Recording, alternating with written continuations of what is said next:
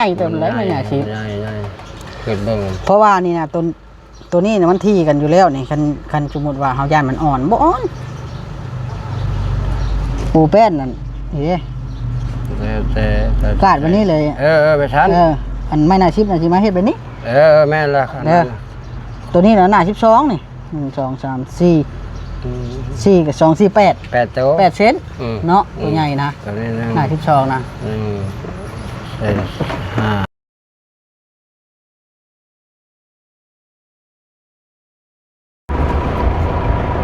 สบายดีพี่น้องสบายดีเด้อพี่น้องเบิดสุขคนพี่น้องเนาะเบิดสุหม่องสุบอนมื้อนี้บ่าวเล็กก็มาสั่งไม้นั่นแหละมาสั่งไม้ก่อนพี่น้องเอ้ยมาสั่งไม้ไปเฮ็ดเฮือนเสาเทืองแต่ว่าแผนการนำมื้ออื่นว่าสิได้ไปเอาเสาเทืองอะไรสิให้บ่าวบดไปเอาเสาเทืองแล้วก็น้องแต้แล้วก็น้องบอยแล้วก็หมู่คู่เสาเทืองนะพี่น้องเฮาสิโทรบอกเสาเทืองไว้ว่ามื้อนี้เอาอาจสิบ่ได้ไปฮอดเสาเทืองมื้อนี้พี่น้องเนาะเพราะว่าชาวน้ำไปน้ำแล้วเฮาบ่อยากพาเราไปทั่วที่ทั่วแดนนะไปบ้านนั่นบ้านนี้แหละเฮาบ่อนใดคนร้ายแหละเฮาบ่อยากพาไปเนาะพี่น้องนั้นบ่แม่นได้ว่าไปบ่ได้ไปได้อยู่แต่ว่าทางด้านคนเป็นโรคหัวใจนะบ่อนใดคนร้ายแหละเฮาบ่อยากพาไปคือมื้อนี้เป็นมื้อขึ้นเทือนของเฒ่าโอยเนาะเฮาก็เลยแบบว่าบ่อยากพาไปละมันพื้นที่ที่มันหลายคนกระทบจิตใจคนบ่สบายนะบ่แม่นดอกไหนอื่นเกิดพี่น้องเนาะเป็นน้ำคนเฮาเองตัวนี้ก็เลยบ่อยากพาไปเนาะมีแต่ว่ามื้อนี้นะเฮามาสั่งไม้ไว้ก่อนบ่รีสิสั่งไม้อัน6เมตรหันหน้า12แล้วให้เพิ่นกบให้พร้อม6เมตรหน้า12มื้อเด้อแล้วบ่รีสิเอาปึ้มเอาหยังออกมาเขียนแบบว่าเอาจักเส้นไม้ใหญ่นะไม้ใหญ่เอาจักเส้นเพราะว่าตอนนี้บ่รีอันสิสั่งส่วนหนึ่งก่อนเนาะเสื้อละส่วนว่าซั่นจ้ะสั่งมีช่างแต่ตัวลุ่มนี่ก้อนพี่น้องเนาะเอาตัวลุ่มก้อนเพื่อให้เรากบเราเอาไปนั่นเนาะพี่น้องเอาไปง่ายๆซะไปแนบไว้เนาะแต่ว่าเขาสิสั่งเขากบก่อนสั่งเอื้อยจุลี่กับแม่กวงวลีเพิ่นฝากเงินมาให้เบาลิมาสั่งไม้แล้วพี่น้องเนาะสั่งไม้ไปไว้ก่อนเทื่อเล็กๆละน้อยคาดว่าดำหน้าแล้วเพิ่นละจังสิได้ตั้งพี่น้องเนาะจังสิได้ตั้งตั้งขึ้นว่าซั่นๆเนาะพี่น้องตั้งเฮือนน่ะกะว่าช่างเวียงแล้วนะเนาะแล้วดำหน้าคันแล้วดำหน้าแล้วก็สิเฮ็ดก็บ่โดนดอกพี่น้องเนาะบ้านเดือน1เดือนปลายก็น่าจะแล้วนะเฮือนนะว่าเฮือนน่ะ6 คูณ 8พี่น้องเนาะแต่ว่าคันเฮาได้เครื่องมาครบแล้วน่ะมันสิแล้ววายุเนาะคอยซื้อเครื่องเข้าไปแต่เล็กน้อยนะเนาะไปพี่น้องเดี๋ยวลงไปเบิ่งน้ำกันเลยว่าเพิ่นอยู่จังใดเฮ็ดจังใดโอเคเดี๋ยวค่อยสิเจนนั่นก็ได้ครับนี่เด้น้ำมานำสบายดีเป็นได้มานำยังล่ะไปเซนูสืบทุเรียนแล้วก็ซื้อยาเมื่อให้ร้านบ่สบายแห้งเป็นไอก็ได้ว่าเขาไปซื้อยาแล้วก็ได้กลายมาสั่งใหม่ใช้ยาจ้านะเม่ทั้งหลูทั้งร้านแหละผู้ได้เป็นก็กินยาก็ได้ยาดีไอดีไข่นี่ละ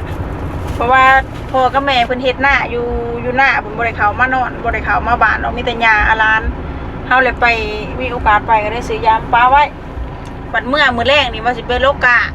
สาวเทืองสิไปลำหน้าน้ำมื้ออื่นได้จังมัดเจ้านี่ได้60 มัดพี่น้องได้60ได้พี่น้องเช้านี่บ่ธรรมดาได้มื้อแรกนี่ก็สิไปอีกมื้ออื่นเช้าก็ไปอีกเนาะมื้อแรกนี่คันได้40สมมุติก็เป็น100แล้วเด้ลุงพันสิบ่ดำเบิดบ่เจ้าก็ได้ดำเบิดบ่10 มัดผู้เดียวนะกัน2คนก็เบิดเช้าแล้วว่าสาวเทืองสิไปซอยเฮาก็ได้สิโลกะให้คันเราบ่สิไปวันอื่นเนาะเฮายังบ่ได้โทรบอกเราไปมื้ออื่นก็ลุงกับป้าลำทาซาน้ำก็อาศัยโลกะให้พี่น้องโลกะไว้ให้เพิ่นดำแต่ละเช้านี่เพิ่นโลกไว้ให้เพิ่นหั่นนะพอซอยกันเล็กๆน้อยๆคือแต่ละปีซาน้ำก็เฮ็ดเต็มที่แล้วพี่น้องว่าไปดกเตารีไปส่งไหวแต่เช้าจนค่ำจังไปเอาแต่ละเทื่อปีนี้เจ้าอย่านั่นเด้อเจ้าจะลงรถเด้อนั่งถ่ายอยู่รถเด้อคราวเดียวเด้อโอเคก่อนสินอนทานในรถก็บ่ลงดอกโอเคบ่รีบบ่ให้ลงรถนะจะเปิดแห้งเด้อ ไปใช่ละมอดแล้วบ่โทษเอ้ยเพลงจ้ะนะมอดเพลงก่อนมอดเพลงก่อนติเธอแป้นนี่บ่สิเอาไปให้ข่อยนะ เอาค่ะ บ่แล้วบ่ได้เอาได้แป้นแบบนี้ เจ้าว้าวเขา ยังบ่ได้สั่งบ่ เจ้าได้สั่งเลย เอามานั่งก่อนเอานั่นมาเด้อ ได้เนาะ เอาบึ้มก่อนมาก่อนกันสิเลื่อยไม้ให้ข่อยได้นะข่อยสิสั่งไม้นี่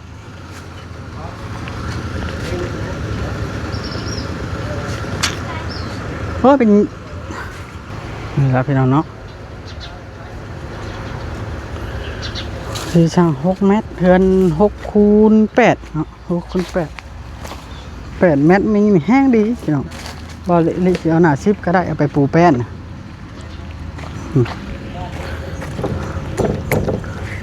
ระดับนี้อยู่แล้วใหม่เป็นพี่น้องกบได้ต้องกบได้แบบเบาอีกอย่างเอาเมื่อแต่ได้เสา2 ต้นเสามันบ่เป็นเหลี่ยมมันบ่ผ่านแยกออก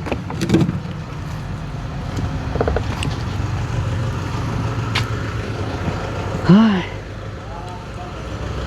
บ่มีมิกบาดรถเบาลีมานี่แหละจัง เขาบอกจะนั่งเพราะว่ามันเย็นมันนั่งเลยนี่พัดลมมันนั่งนะ ได้อยู่ แล้วว่าหาว่า บ่มาพี่ก็ได้มาพี่ก็ได้ จังเย็นเนาะ มาพี่ก็ได้ช่วยที่ช่างส่วนหนึ่งก่อนช้ะ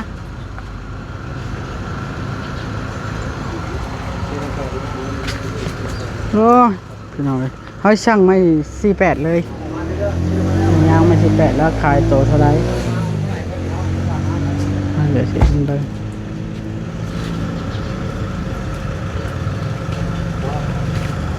แล้วที่มันคือ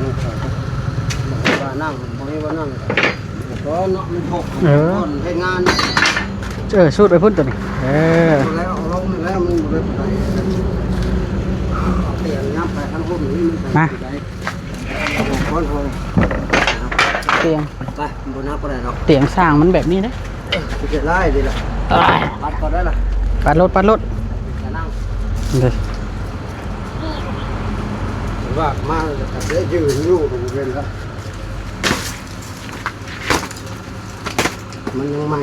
เราปูซับเรียงหาเสร็จเรียบร้อยนั่งได้แน่ละนี่ คักบ่มอดรถเมียอยู่รถบ่ให้ลงมาคน เป็นยังกันเรา บริเวณยังนะเราคาดลงมาสิ เอาอันเขาไปครับมาเนี่ยลงมาเขาได้เห็นหน้าเห็นตาแล้ว พอเห็นกันแล้วจื้อกันติ ทดที่เป็นหันมานี่เด้อครับทดตัวนี้ นี่ โยกมันบีบใช่แล้วมาสัมภาษณ์มัน เอาว้าวก่อนเบิ้งเคยจีนั่นนี่สมมุติว่าเนาะอันเลื่อยมาแล้วแล้วเขาจะให้เจ้ากบให้อันพวกไม้นี่กบอันคือไม้ค้างเนาะ คือขางจะทดตัวนี้ก่อน คือนะบ่ทันได้นั้น ไม่ตัวจำนวนเจ้าสิเอาเจ้าจด ค่อยสิสร้างเป็นล็อตก่อน ก็มันบ่เข้าใจ มันหลายแห้งได้ไหมค่อยสังเกตบ้างนะค่อย จังว่า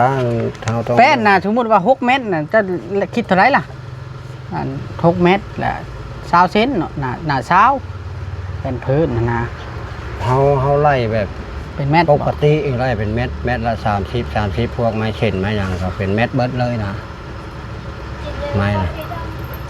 เม็ดหนึ่ง30ไล่ปกติได้บ่ได้ไล่ว่าโอ้ยเห็นหมู่ได้ไล่แพงไล่หยังบ่ค่อยว่าแบบธรรมดาเม็ดหนึ่ง30นะ 368 แต่ว่าถ้าจะได้ยาวเกินก็บ่รับแล้วมันเฮ็ดบ่ได้นะ แป้น เป็นแป้น 368แป้น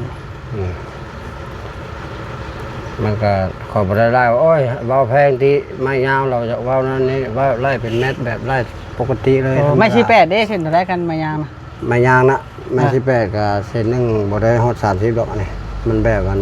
คัน4เมตรนี่เฮาก็ไล่80,000ธรรมดาเส้นหนึงนะบ่ว่าเราสิไปไล่30เบิดก็บ่แม่นกะหันละแม่น30นะเม็ดหนึงค่อย เคยเฮ็ดผ่านมานะ 30มันก็ไม่หน้า10เนาะ 30 ไม่แข้งหาหน้า10สมมุติว่าจะจดใส่ตามนี้เลยกันตัวใดมันบ่นั่น ไม่หน้า12ไปก็ได้นะขนาด12นี่ต้องแข้ง6 โอ้ยมัน นี่มันแข้ง5บ่ แข้ง5ได้มันแข้ง5นี่มันก็มันไม่เต็มแบบมันก็นับเติบได้ เพราะว่าก็จะเอาไปคีบเสาดิไม่6 เมตรนะ 6 เมตรคีบเสานะใส่ เสาดินดิ ข้อ2เนาะมันเป็นเสาเช็ดข้อ2หรือเฮ็ดบ่อนปูแป้น บอกว่ามันเป็นนี่ได้นี่สมุดเสา โอ้ยจะไม่จะซื้อมาไม่แบบคือว่าบ่ฮุกนี่บ่เป็นเด้ออกแล้ว ดูบ่ ซื้อมาไม่ครับใส่กระติกมาแน่น้ำเนาะน้ำเย็นมาให้ครับแขกคนนั้น 1 2มัน12ต้นได้จากคนสิใช้ว่าได้แล้ว เสานี่มันต้องแบบนี้ ตัวเฮือนละคือเก่านี่วะ เฮือนน่ะมันยาดินนี่มันยาไปวันนี้เด้ดินเรามันต้องเฮาต้องเฮ็ดยาไปวันนี้จังได๋ยามาทางนี้เนาะ เราตามดิน ทางนี้เนี่ย6 เมตรทางนี้น่ะ8 เมตร6 คูณ 8เด้เฮา6 เมตรนี่เฮาจะเอามาคีบอันนี้นะนี่ตัวนี้คีบ เป็นหน้า12มาแล่นมาเป็นคือ ฮะ คืออันที่ว่าคือเจ้าเว้านี่เป็น คือจะได้เล่าคีบ คัน เสาลุ่มได้นี่ ถ้าทางลุ่มเด้อว่าขางเว้าขางก็ได้เอ้ามันเป็นแบบ นี่ มันบ่ทันแม่นตัวโตเนาะ บ่ค่อย ตัวคีบเสาปูนนะ แม่น เสาปูนอันนี้ คีบ2 4 6 8นี่ตัวนี้ก็8 8 แล้ว โต บัดตัวนี้นี่อยากได้ไม้หน้า10ก็ได้ติหน้า10ก็ได้เพราะว่าเฮามากาดตัวนี้แล้วมันปูแป้นซื่อ ได้คือกัน ไม้หน้า10ก็เต็มแบบแล้วได้ข่อยว่าใหญ่เต็มแล้วไม้หน้า10 ใช่เกิดเบิ่ง เพราะว่านี่นะตัวนี้นะมันที่กันอยู่แล้วนี่คันสมมุติว่าเฮาย่านมันอ่อนบ่อ่อนปูแป้นนั่นนี่เด้ แต่ กาดวันนี้เลย ไปชั้น อันไม้หน้า10น่ะสิมาเฮ็ดแบบนี้ แม่นละครับ ตัวนี้น่ะหน้า12นี่1 2 3 4กับ2 4 8 8 โต 8เซนเนาะตัวใหญ่นะ ตัวนี้นึง หน้า12นะ 5 8แต่บัดตัวนี้นี่ 10 โตตัวนี้ บัดตัวนี้นี่ แล้วแต่สิใช้อันนี้ ตัวนี้นี่เอาไม้4 เมตรก็ได้เฮามาต้องได้ต่อมัน8มันยาวแม่นบ่ ทางนี้นั่น8 4 กับ 4 นั่นแหล้วนี่ แม่นหน้า10 หน้า10แกงหาหน้า10 มันหลายโตแล้วมันก็บ่เป็นหยังหลายโตแล้ว ละเพราะว่ามันปกติมันแบบนั้นอยู่แล้วเด้ แม่น เพราะว่ามันเรือนหลังใหญ่มันต้องใช้ไม้หน้า10 หมอ โอเค นี่ แล้ว นะคันหมอ6แป้น6 เมตรนี่เนาะ คันมันบ่จากนั้นก็ต่อก็ได้ต่อแบบมันแทนบ่อนนั่นน่ะเสากลางนี่แบบต่อเทียงกันเลยก็ได้คันแบบจะต่อสลับกับแบบงามๆเนี่ยก็ต่อก็ได้คัน บ่ต่อ คันบ่ต่อก็ดี ก็อยากได้6 เมตรนี่ จะได้6 นี่ ก็กระ มีแต่ว่า ชอบให้เจ้ ตัวนี้น่ะ8แล้วตัวนี้เนาะ เข้าใจ 8แล้วบัด แต่ ตัว แต่ นี้ มันต้องได้ต่อเด้อ8เด้อให้ได้ก็ได้ต่อแล้วหมอ8เด้อ4 บ่แม่นว่าตัวนี้นะ หมอ8 เมตรน่ะนะ 8แม่น6ตัวนี้น่ะมัน6 เมตรบ่ได้อยากต่อตัวนี้ บ่ได้ นะ ต่อนี่ ตัว 6 เม ตั ต ว ร คีบคอนี่บ่ต่อได้ 8 โต แม่น8เส้นนี่ 8 โต 8เส้นนี่บ่ต่อแล้วก็ 12 แม่น จะจดสตาร์ทนี้เลยนี่อัน5 คูณ 12นี่5 คูณ 12ยาวบัดนี้เฮ็ดยาวใส่ยาว ยาว6 เมตร 6 เมตรเนาะ6 เมตร8 โต เมตรนี่ก็ 8 โต 8ตัวเนาะ แมน แล้วไม่น่า10ป่ะนี่เด้อ บัดหน้า10นี่ก็ธรรมดามันก็12 โต ไม่มันก็ ตัวนี้มัน6 เมตรเนาะ6 เมตร3 โต3ห้องละ3 เมตรชาว ใส่6 2 4 ใส่6 โตมันก็ยังที่แล้วอันต่อห้องนะ3 เมตรนะมันถึงห้องละ3 เมตรเด้1 2 3 4 นั่นบ่6ตัวทีพ่อจะว่า6 โตก็ยังที่แล้วอันปกติมัน2ก็เฮาเอาพื้นฐานก่อนเด้ตัวนี้3 โตนะมันเข้ากับมันเสาอยู่แล้วนี่3 โตนึงนี่2 3บัดนี้จะมาซับใส่ห้องละ2ห้องละ3ปกติมันถึงห้อง5 โต10อันว่าข้างละ10บ่ปริม บ่ ชาว5 5 โต ฮะ 5 โตเป็น10 โตคางพาดนั้นนะอันนี้ละเขาเพิ่นเอิ้นคางพาดล่ะนี่นะ คางพาด อ่ะ คางพาดนี่แล้วเฮาปลูกแป้นใช่แม่นบ่ แมนทางพาดคอสองมันอันเดียวกันกับไม้คอสองคันมันเฮาใส่ไปนี่เขาเอิ้นไม้คอสองเนาะคอสองมันอันนี้ มันต้องใช้ไว้อันนี้แล้วเนาะ แล้ว เพราะว่า ใส่ชิปโตแล้วแม่นเฮาเอาแป้นมาปูแล้วตอกตำปูเลยแบบนี้ตัวนี้นะอยากเอาที่ก็หั่นก็ใช้หลายให้ขึ้นว่านั้น มัน ล่ะ ต่อกันเด้มันกว่า10เด้ ต่อใช้ 1เดี๋ยวเบิ่งสมมุติว่านี่เด้อ อืม อยู่นี่น่ะ1 2 3 3แล้วนี่ มันเป็น8 เมตรเนาะ 3มันก็เป็น3กับ3เป็น6เนาะความนต่อกันเด้ตัวนี้มันต้องได้ต่อกันเด้ตัวนี้ต้องได้ต่อกันแม่นบ่ตัวนี้ สมมติว่าอันนี้มันเป็น8 เมตรแล้วมันเป็นเสียนเฮาก็ไล่โตกับแล้วเฮาจังไล่หนาคือแบบว่าเฮาไล่นี่เฮาสิเอา10 โตนี่มานี้เฮาก็มาบวกกัน20 โตเฮาสิมาต่อเด้20 โตเพราะว่ามันยาว 20ตัว มัน4 เมตรนึงนะที่เฮาเว้าเดี๋ยวนี้นะมันเป็นมา4 เมตรนึงแล้วเราเฮ็ด20 โตใส่ห้องละ5ได้ฮะทั้งอันนั้นมันถือห้องละ5นึงได้ฮะมาใส่นี่น่ะมีแต่3 โตนึงนี่ยกตัวอย่างแต่ละห้องนะ เข้าใจอยู่ 3มันก็มันเป็น4เป็น5นั่นล่ะ จักเห็นได้มันจักสิได้ต่อในเสาเนาะ มันก็ได้โตนะเสาแล้วของแนวมัน4 เมตรมัน8 เมตรพอแห้งล่ะเฮาประเทศ4 เมตรมันก็โตครึ่งแล้วล่ะโตกับโตเสาแล้วล่ะอันนั้นน่ะ สิต่อในเสาไปได้แล้วมันสิอยู่กลางนี่บ่จ๊ะ ก็บ่เลวมันก็ห้องนึงเจ้าก็เอา4 เมตรของไม้มันเฮือน8 เมตร เจ้าหารห้องมันก็ห้องละ4แล้วล่ะทางนี้ก็ห้องละ3แล้วล่ะ นั่นบ่ เออ อ่าตัวนี้จักอันนั้น20บ่กินนี่ เช้ามัน 5คูณ10เนาะ 5คูณ10นี่20 5คูณ บ่แล้วลงอย่าง ยาวก็สิยาวบัดนี้ ยาว 4 เมตรเอาบัดนี้ 4เมตรมันมีเพื่อจักหน่อยอยู่บ่ล่ะ มี ปกติน่ะ มี4 เมตรก็20 โตนี่เฮ็ดเป็น4รถ 4เมตร 20 โตมันเลยจะกูต่อแล้ว ต้นเบิ่งเด้อบาด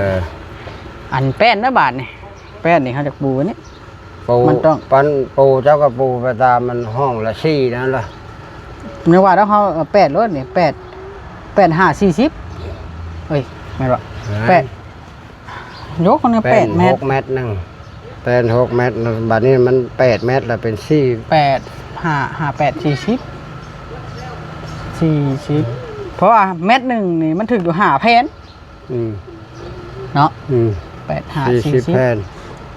บ่พอเพื่อ เพื่อไว้ 40 แผ่นบ่พอนะแผ่นน่ะ 50บ่ พุ่นละ50พุ่นละยังพอของเพิ่นได้กบได้หยังมันก็ แป้นนี่เอา50เนาะ แป้นปู แม่น เพื่อเฮากบน้อยหนึงเนาะกบข้างเดียวติแป้นเนาะ แม่นกบข้างเดียวแล่นแข้งแล่นแข้ง2แข้ง แม่ แล้ว น ก็กบหน้านึง แป้นปู ได้สิไปกบฮอด2หน้า 6เมตรเนาะ แม่น 6เมตรนี่ 50แผ่นบ่เหลือบ่ บ่เหลือ50แผ่น เจ้าก็ยังเคยเห็นเฮือนติ แม่นคัน 1 2 คัน 3 เฮาชั่วเดียวยังเล็กแล้ว แล้วบ่เลือกบ่อันไม้48ได้บ่ ลุ่มอันนี้นะลุ่มซื่อๆนี่นะบ่ทันได้มีเทิงนี่ เสียไม้48ก่อนเพื่อไปจ่ายหันจ่ายหนีเด้เอาไปเทื่อละล็อตซะ เทิงยังบ่เว้าเนาะ ยังบ่ทันได้เว้า เดี๋ยวไม้ พื่ 18ก่อน ไม้18สิไปตั้งเสา แม่นแล้วต้องได้เอาไม้48ได้หมอนี่เนาะ เดี๋ยวมันเฮ็ด 48นี่ ย้าย เอาจัก จึงไว้ เอาไปไม้48จัก40ก่อน อืม เนาะ อ่า ไม้48 4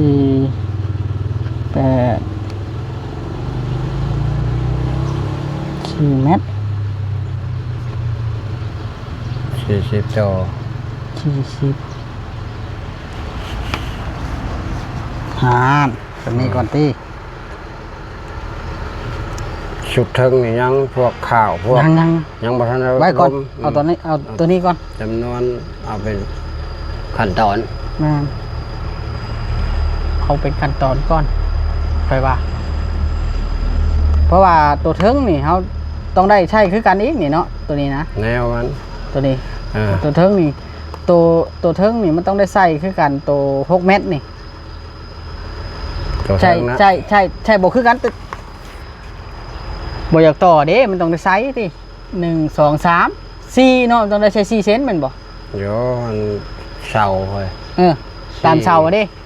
ตามใช่ตามเสามันเป็นถึง 1 2 3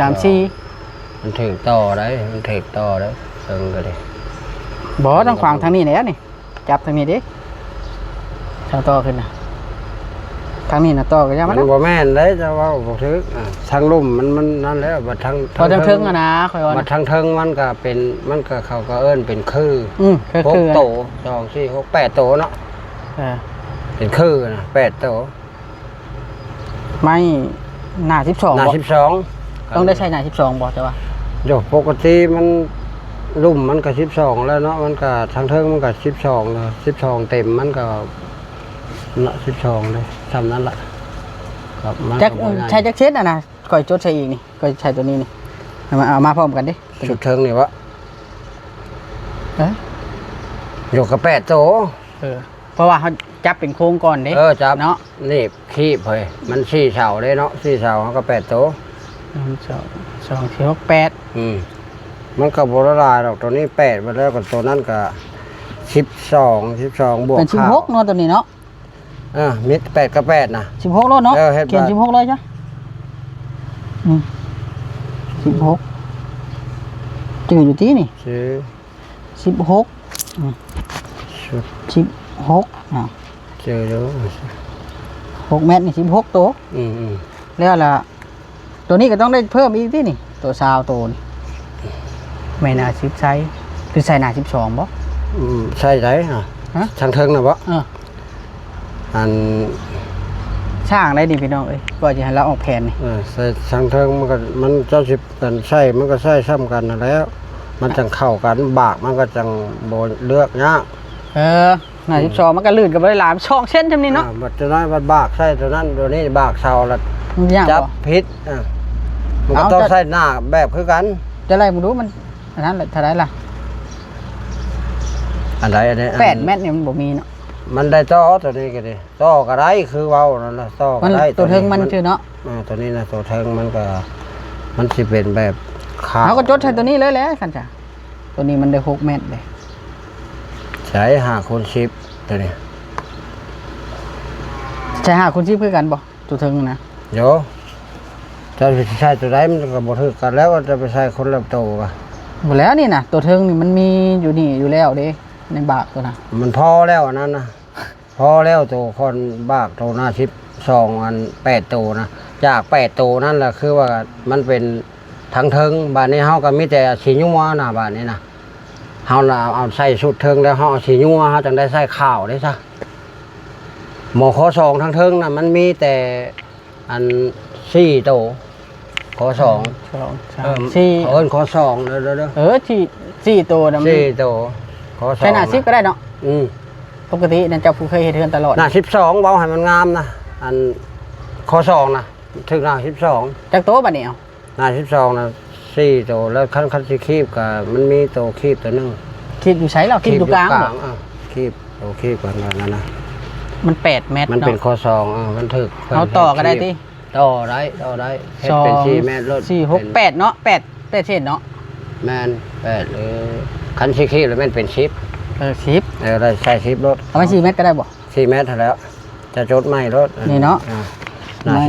12มันจังแน่มันเป็นข้อไม้ข้อ2มันต้องแข็งแน่ 2 บอนเฮาสิกล้าสิยัวล่ะเนี่ยคูณ12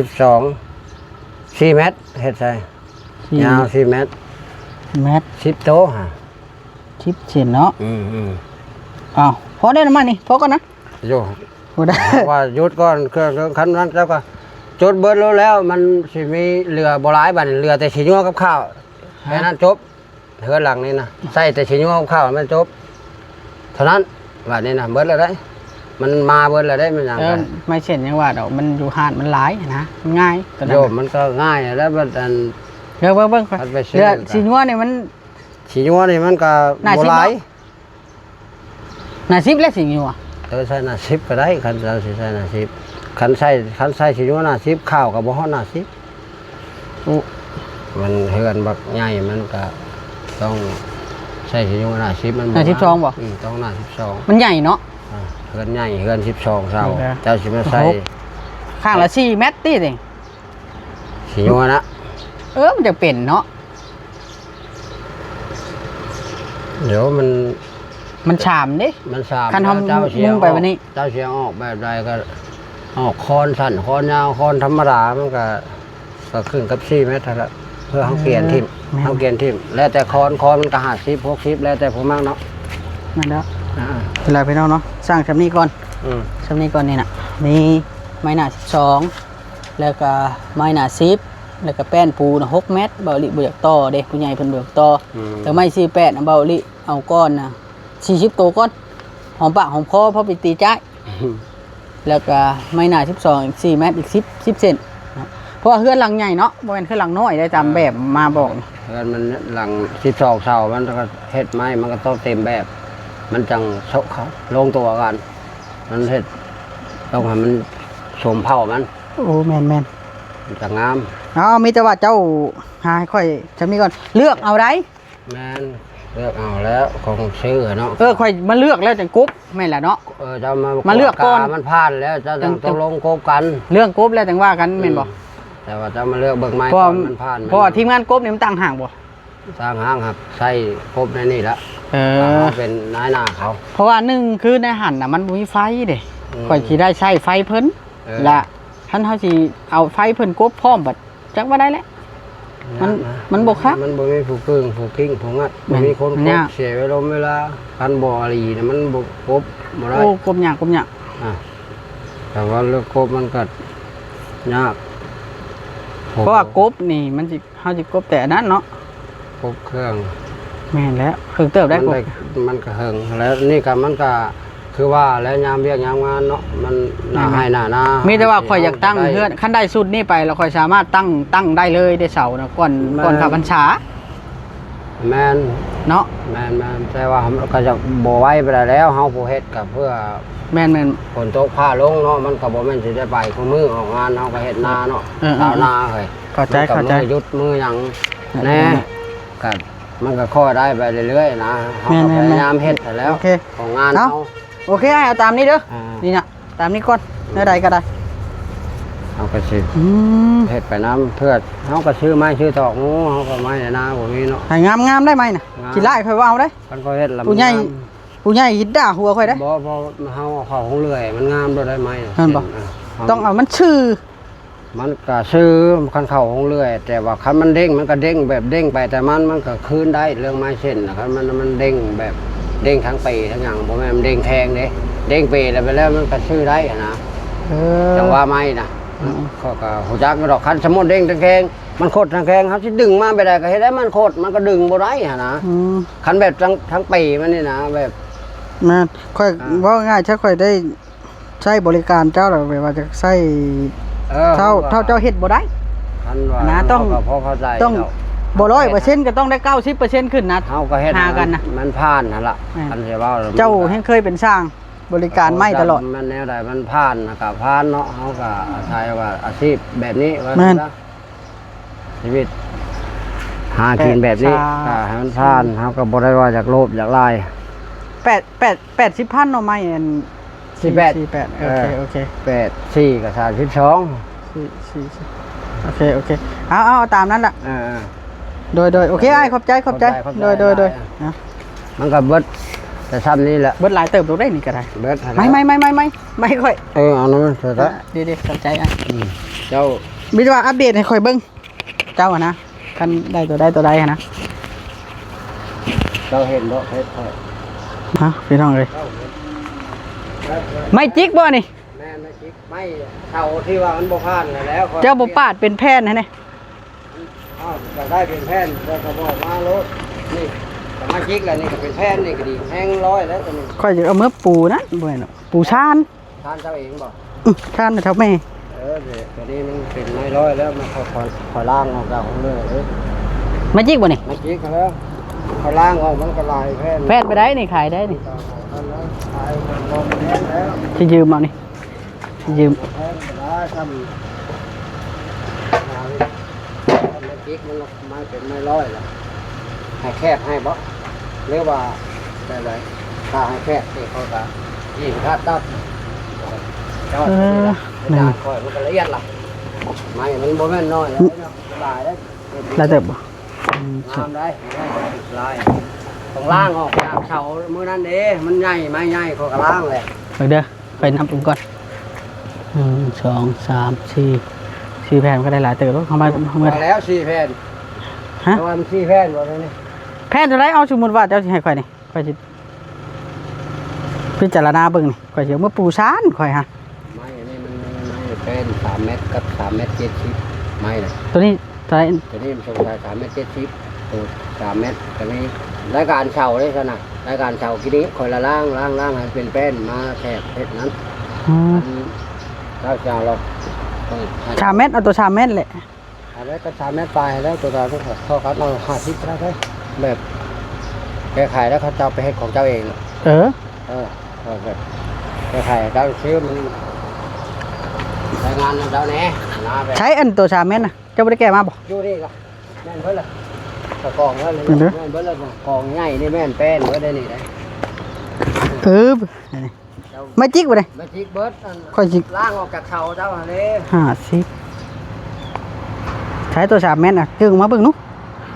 เอาพี่น้องเนาะเบาลี่สิชื่อเอาเบาลี่สิชื่อเอาอันนี้ไปเมื่อปูชาน มันก็3เมตรตัวใดก็ได้นะ3เมตรกับ3เมตรปลายเจ้าไปเจ้าตีมันเจ้าก็ตัดออกนะ ตัวนั้นน่ะ50ได้บ่ตัวน่ะมาดูนะมันจังหามง่ายนี่น่ะ เอาไปเลยบ่นี่ แกะ ใช้รถเลยบ่ แกะได้อยู่บ่ ได้ ฮะ บ่ยากได้ ข่อยสิแก้เมื่อทิ่มไว้อยู่เพื่อนไว้มีเวลาแล้วข่อยสิตอก เจ้าเลย ตอกใส่เสา มันมีตัวงามเลยเจ้า ฮะ มันมีตัวงามอยู่นี่ขอหาตัวงามมา เอาหาตัวงามใช่ไหมโอเคพี่น้องเดี๋ยวเบาลี่หามอันนี่ช่วยเพิ่นก่อนพี่น้องจักเบาลี่สิเอาเท่าใดก็อันนั้นดอกพี่น้องเอาน้ำอ้ายเพิ่นเอาเมื่อปูฮะแม่นปูซานน่ะมันต้องได้ใส่มันจิกได้ปูซานเนาะ จิกปูซานนะโอ้ย เพราะว่ามันดอกอะไรแต่เท่าพ่อเฮ็ดเทือนแต่นั่นก็เลยสิชื่อว่าปูซานน่ะเท่าแม่ย่านเราพลาดตกพี่น้องเอ้ยเนาะโอเคบ้านนี้พี่น้องเดี๋ยวไว้พ่อกันคลิปหน้าขอบคุณทั้งแม่ตรงวลีเอ้ยจะได้อะไร ตื่นเลย จะได้นอ